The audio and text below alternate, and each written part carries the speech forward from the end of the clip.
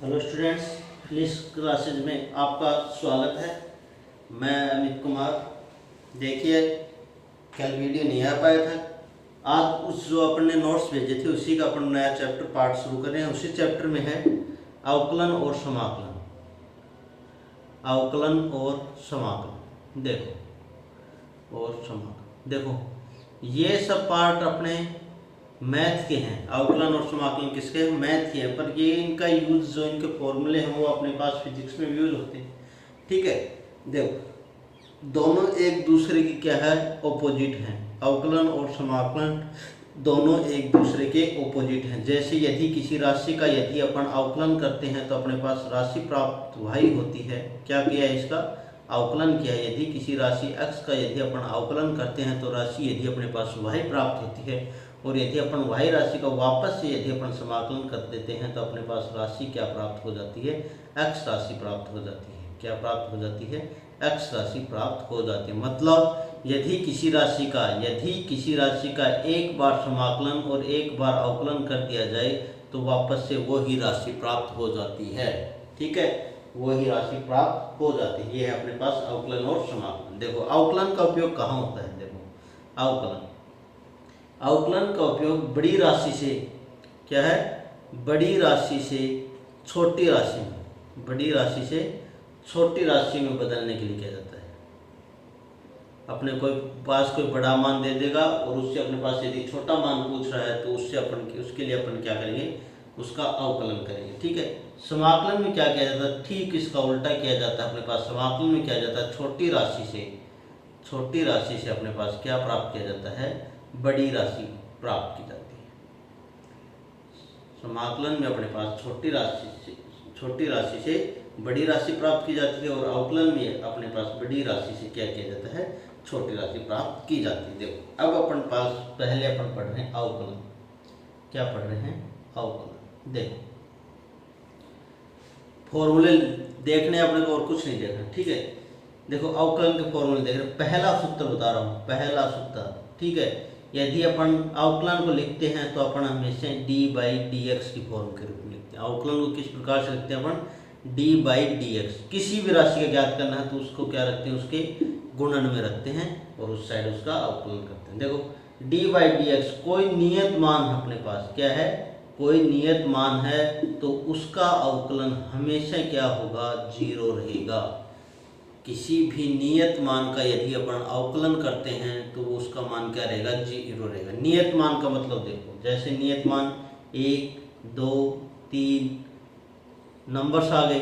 अक्ष के अलावा यह क्या है? अक्ष के अलावा जो पद अक्ष पर निर्भर नहीं करे, क्या करे? अक्ष पर निर्भर नहीं करता, वो फलन क्या होगा? अपने पास अक्ष के सापेक्ष क्या रहेगा? नियत रहेगा और उसका अवकलन क्या होगा? अपने पास 0 रहेगा। क्या रहेगा? 0। सबसे इंपॉर्टेंट फॉर्मूलों में से एक है ये अपने पास दूसरा जो फॉर्मूला रहा है d/dx। ये तो अवकलन का फॉर्म है। अक्ष की पावर यदि n है, क्या है? अक्ष की पावर, एक साइड में समाकलन लिख देता हूँ, दोनों साथ साथ चलते हैं अपने पास। समाकलन एक साइड क्या अपने पास? समाकलन। देखो, यदि समाकलन को इसका लिख देते हैं, समाकलन को हमेशा समाकलन का साइन ये होता है अपने पास। क्या होता है? समाकलन का साइन ये होता है अपने पास। x ये क्या है? नियत मतलब dx का समाकलन यदि करते हैं तो अपने पास अक्ष आता है। मतलब यदि किसी भी नियत राशि का यदि अपन समाकलन करते हैं तो उसके अक्ष गुणन में आ जाता है। मतलब यदि मैं लिखूं 2dx तो इसका यदि मैं समाकलन करूंगा तो मेरे पास आएगा 2x। कहाँ से आया ये अभी बता दूंगा मैं। ठीक है, देखो x की पावर n का यदि मैं अवकलन करता हूं तो उसका अवकलन आता है अपने पास x की पावर nx n माइनस का 1। nx n माइनस का 1 क्या आएगा? nx n माइनस का 1। और आगे देखो, सबसे पहले अवकलन होगा घात का। किसका होगा? घात का। घात का अवकलन क्या? तो n आगे आ गया, x की पावर n माइनस का 1। अब किसका होगा? अपने पास अक्ष का होगा, तो अक्ष का करेंगे तो क्या होगा? dx/dx। अक्ष के सापेक्ष कर रहे हैं तो नीचे dx और ये भी dx से dx कैंसिल आउट होगा। तो अपने पास फॉर्मूला लिख के आता हुआ था x की पावर n माइनस का 1। क्या होगा? n माइनस का 1। अब देखो, यहाँ पर यदि मैं बात करूँ x की पावर n dx की, x की पावर n dx। x की पावर n dx का यदि मैं अपन समाकलन करते हैं तो उसका फॉर्मूला आता है अपने पास x की पावर n प्लस में 1 अपॉन n प्लस में 1 प्लस में c यहाँ पर क्या है, नियतांक है, इसका मान निकाला जाता है, बाद में बता देंगे कहाँ से निकलता है। x की पावर n dx, तो इसका अपने पास समाकलन आएगा x की पावर n प्लस में 1 अपॉन n प्लस में 1। ठीक है, देखो x की पावर n थी, घात को छोटी में बदल दिया अवकलन ने n माइनस 1 में कर दिया। समाकलन में देखो घात x थी, बढ़ा के क्या कर दिया अपने पास n प्लस में 1 कर दिया। ठीक है, अब देखो इसकी बात करें पर समाकलन वाले की, मैंने बताया कितना है x की dx का कितना होता है, यदि 2dx अपने पास, इसका समाकलन 2x लगाया, कहाँ से आएगा, देखो 2 तो रखो बाहर, यहाँ पर क्या आएगा 1 dx बराबर, ये याद करना है, तो देखो 1 की जगह क्या रख सकते हैं अपन, इंटीग्रेशन 2 बाहर है, x की पावर 0 और dx किसी की भी पावर यदि 0 है, a की पावर 0 हो, b की पावर 0 हो, 2 की पावर 0 हो, 5 की पावर 0 हो, 100 की पावर 0 हो, x की पावर 0 हो, y की पावर 0 हो, e की पावर 0, इन सभी का मान क्या आएगा, हमेशा ही क्या आएगा, 1 आएगा। यदि किसी की भी पावर अपने पास 1 है तो न 0 है तो उसका मान क्या आएगा अपने पास 1 आता है। ठीक है, तो x की पावर 1 की जगह क्या रख सकते हैं अपन, x की पावर 0।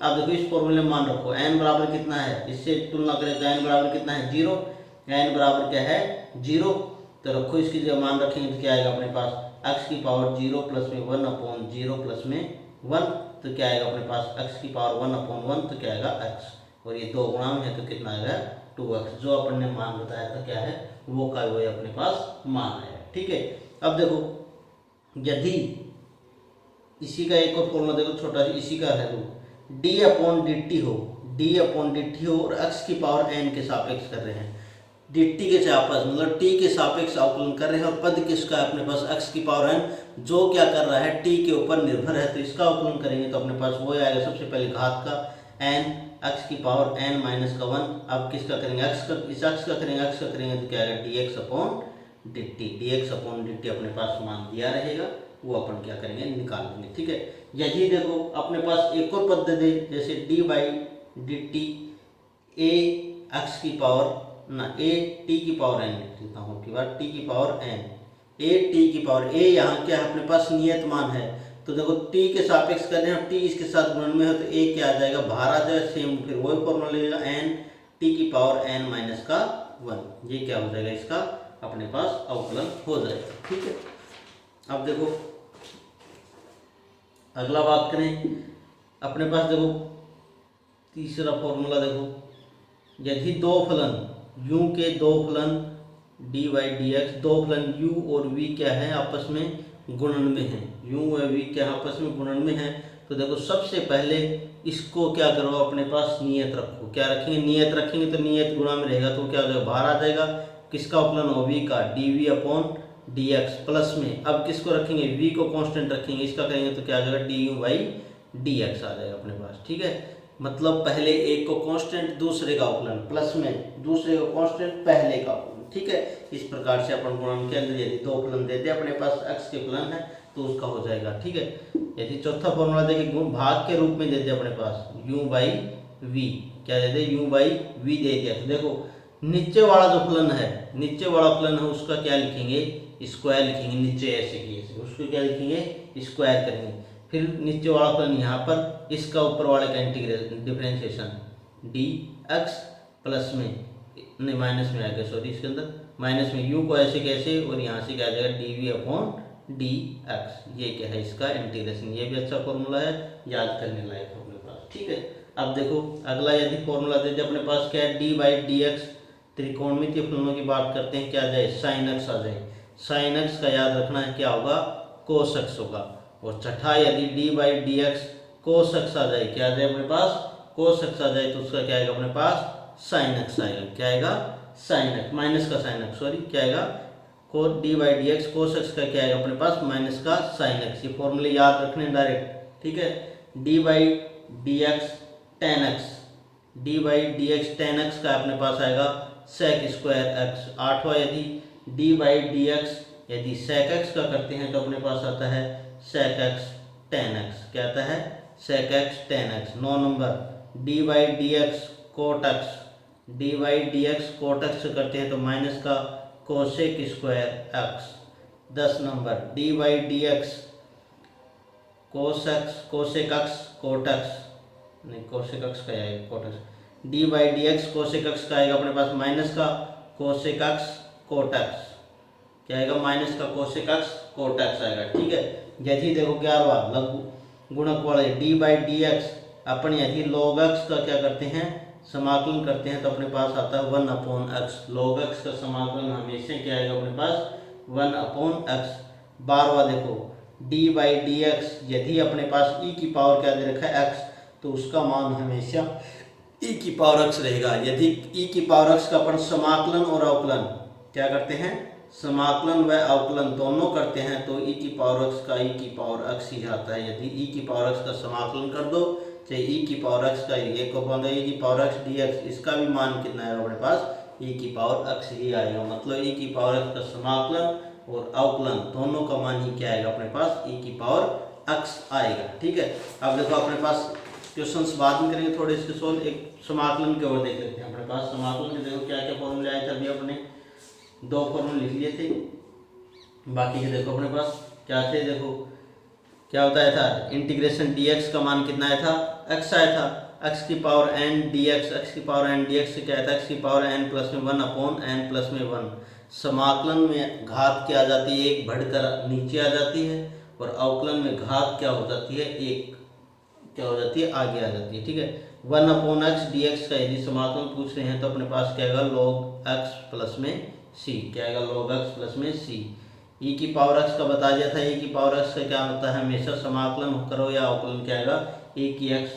ठीक है, साइन एक्स का क्या आता है उसका क्या आया था कोस एक्स, यहाँ पर क्या आएगा माइनस का कोस एक्स आया था। ठीक है, प्लस में सी, और कोस एक्स का क्या आएगा बराबर यहाँ पर साइन एक्स प्लस का साइन एक्स प्लस में सी, अपने पास क्या आएगा सी आएगा। ठीक है, उसी प्रकार जो सेम राशि दे रखी है अपने पास देखो अपने पास यहाँ पर अपने पास आया था sec स्क्वायर एक्स का अपने पास हो जाएगा tan x हो जाएगा, और sec x tan x का देखो यदि अपन करेंगे sec स्क्वायर एक्स dx तो यहाँ पर अपने पास आ जाएगा tan x आ जाएगा, और ये अपने पास आ जाएगा sec x tan x का क्या आ जाएगा अपने पास sec x आ जाएगा। ठीक है, इसी प्रकार कोट क्या आ जाएंगे तो दोनों क्या रहेंगे नेगेटिव। देखो एक होते समाकलन 2 प्रकार के होते, एक होता है अपने पास निश्चित समाकलन, क्या होता है निश्चित समाकलन, एक होता है अपने पास अनिश्चित समाकलन, एक होता है अपने पास अनिश्चित समाकलन। देखो निश्चित समाकलन क्या होता है और अपने पास अनिश्चित समाकलन क्या होता है। ठीक है, देखो निश्चित समाकलन वो समाकलन होता है जिसके अंदर लिमिट दी हुई हो, जैसे यहाँ से लेकर ए से लेकर बी तक, और अनिश्चित समाकलन ये वो होता है जिसके अंदर लिमिट नहीं दी हुई हो, वो क्या कहलाता है अपने पास अनिश्चित समाकलन कहलाता है। मतलब जिसके अंदर लिमिट दी हुई है वो अपने पास निश्चित समाकलन, और लिमिट नहीं दी हुई है वो क्या कहलाएगा अपने पास अनिश्चित समाकलन। देखो यदि मैं कहूँ आपको साइन एक्स का समाकलन करना है कहाँ से x से 1 से लेकर s2 तक और x के सापेक्ष करना है। ठीक है, साइन एक्स का समाकलन करना है अपने को कहाँ से कहाँ तक x1 से लेकर x2 तक करना है। देखो रखो मान साइन एक्स का करेंगे तो क्या आएगा माइनस का कोस एक्स, रखो माइनस का कोस एक्स, फिर क्या रखेंगे इसकी लिमिट कहाँ से x1 से लेकर x2 तक। निश्चित समाकलों में प्लस सी नहीं लगाया, जैसे यहाँ पर अनिश्चित समाकलन लिमिट नहीं लगा रखी, सभी के आगे क्या है सी आया है, तो यहाँ पर क्या आएगा अपने पास सी नहीं आएगा क्योंकि निश्चित समाकलन है। देखो माइनस को अपन ने बाहर ले लिया, यहाँ से क्या आएगा कोस एक्स लिमिट x1 से लेकर x2 तक, लिमिट कहाँ से कहाँ तक अपने पास x1 से लेकर x2 तक। ठीक है, अब देखो पहले यदि बात करें सबसे पहले रखें माइनस चिन्ह बाहर है, पहले रखते हैं अपर लिमिट, मतलब ऊपर वाली लिमिट x की जगह, क्योंकि किसके परिवर्तन हो रहा है x के मान में, तो ऊपर रखेंगे अपन ऊपर अपर लिमिट क्या है कोस x2, माइनस में माइनस का साइन लगाएंगे बीच में, फिर रखेंगे लोअर लिमिट क्या आएगा कोस x1। ठीक है, अब इसको सोल्व आउट करेंगे तो क्या आ जाएगा माइनस के अंदर ले जाएंगे तो क्या आ जाएगा कोस x1 माइनस का कोस x2। मतलब निश्चित समाकलनों में यदि लिमिट दी हुई है अपने पास तो हमेशा पहले अपर लिमिट रखी जाएगी, माइनस में लोअर लिमिट, पहले अपर लिमिट माइनस का साइन और फिर क्या रखी जाएगी अपने पास लोअर लिमिट। ये क्या था अपने पास समाकलन। ठीक है, अब देखो कुछ लॉग के फॉर्मूले और हैं अपने पास, वो और देख लेते हैं। लॉग के फॉर्मूले देखो लॉग के सूत्र। लॉग के सूत्र देखो, पहला फॉर्मूला लिखूं लॉग की घात का। लॉग में यदि m पावर n लिख रखा है तो घात क्या हो जाती है, लॉग में आगे आ जाती है, मतलब n लॉग क्या लिखा जाएगा अपने पास, m लिखा जाएगा, n लॉग m लिखा जाएगा। दूसरा, यदि लॉग m इंटू n लिख रहे हैं, लॉग क्या लिख रहे हैं, m इंटू n, दोनों गुणन में, तो क्या आएगा इसका मान, लॉग m प्लस में लॉग n आएगा। क्या आएगा, लॉग m प्लस में लॉग n। तीसरा देखो, यदि लॉग क्या हो, भाग में हो, दो राशियां, लॉग के अंदर भाग में दो राशियां m अपॉन n, तो वो लिखी जाएगी अपने पास लॉग m माइनस का क्या होगा, लॉग n। क्या लिखी जाएगी, लॉग m माइनस का लॉग n। ठीक है। अब देखो एक चीज और देखो मैंने किसी के नीचे यहाँ पर बेस नहीं लगाया। लॉग के अंदर दो बेस होते हैं, एक तो ई बेस होता है, एक tan बेस। देखो लिखते हैं लॉग ई बेस टू, यदि x लिख रखा है, ई का बेस दे रखा है तो उसका x मान दे रखा है, तो देखो इसका आधार चेंज करते हैं। लॉग दूसरा क्या होता है, लॉग बेस में क्या आता है, 10। यदि इसमें चेंज करना है तो अपने को गुणा करना है 2.303 लॉग 10 बेस टू क्या आ जाएगा अपने पास, x। क्या आ जाएगा, 10 बेस टू x। लॉग का क्या बोलते हैं, इसे बेस चेंज करना, क्या बोलते हैं, बेस चेंज। ठीक है, मतलब लॉग का यदि बेस चेंज करना है तो अपने पास 2.303 से क्या करना पड़ेगा, गुणा करना पड़ेगा। ठीक है। अब देखो मैं कुछ मान बता देता हूँ लॉग के किस प्रकार से। लॉग 10, लॉग 2 का मान ज्ञात करना है तो अपन मान होता है अपने पास 0.3010। यदि लॉग अपने पास 3 का मान ज्ञात करना है तो अपने पास आ जाएगा 0.47। देखो यदि लॉग अपने पास 4 का मान ज्ञात करना है, कितना ज्ञात करना है, 4 का, तो किस प्रकार से करेंगे, देखो इसको लिख ले, लॉग 10 2 इंटू 2, तो देखो a into B, m into n, तो क्या हो जाएगा m प्लस में n, तो मतलब लॉग 10⁻² प्लस में लॉग बेस 10 और 2, तो देखो इसका मान कितना हो जाएगा 0.3010 प्लस में इसका मान भी है 0.3010, कितना मान जाएगा 0.6020। ये अपने पास क्या हो जाएगा, लॉग 4 का मान आ जाएगा। ठीक है। यदि अपन बात करें लॉग 5 का बात करें, 5 का मान होता है 0.69। ठीक है। 7 के बाद लॉग 6 का मान की बात करें 0.77, लॉग 7 की बात करें 0.8, और लॉग यदि मैं बात करूं 8 की बात करते हैं तो अपने पास 0.9030 आएगा। ठीक है, इसी से आ जाएगा वो 2 इंटू 3 से। तीसरा 10वां यदि फॉर्मूला करें, लॉग 10 की पावर 10 और कितना 9 का ज्ञात करवाएगा तो 0.94 आएगा। और सभी को पता है लॉग 10 की 10 क्या आएगा अपने पास 1 आता है। देखो अब ये यहाँ तक तो अपने को याद रखना, मतलब ऐसे याद रखना 2 का मान कितना जाएगा, क्योंकि 10 का मान कहाँ पर पूरा हो रहा है, 1 पूरा यहाँ तक हो रहा है, मतलब बाकी सभी 9 मान क्या आएंगे, 1 से छोटे आएंगे। तो देखो 2 का कितना 3, 3 का 4, 4 का पढ़ने निकाल लिया, कितना आएगा 6, 5 का 6, 6 का 7, 7 का 8, 8 का 9, 9 का 9 और 10 का 1। अब देखो यदि अपने पास यदि लॉग 10 की 10 बेस कितना रहेगा 10, और अपने पास 1000 का मान पूछे, लॉग 1000 का मान कितना होगा, देखो किस प्रकार से करेंगे। इसको लिख लें लॉग 10 और ये कितना 10 की पावर कितना होगा 3, 10 की घात 3 कितना होता है 1000 हो गए। ठीक है, ये क्या अपने पास घात है, घात के फॉर्मूले से घात क्या आ जाएगी आगे 3 लॉग 10 और लॉग 10 का मान कितना होता है अपने पास 1, तो इसका मान कितना आ जाएगा अपने पास 3, मतलब लॉग 1000 का मान क्या आ जाएगा 3 आ जाएगा। मतलब जितनी जीरो होंगी उतनी घातें होंगी उतना ही क्या हो जाएगा अपने पास लॉग का क्या आ जाएगा मान आ जाएगा। ठीक है स्टूडेंट्स, धन्यवाद।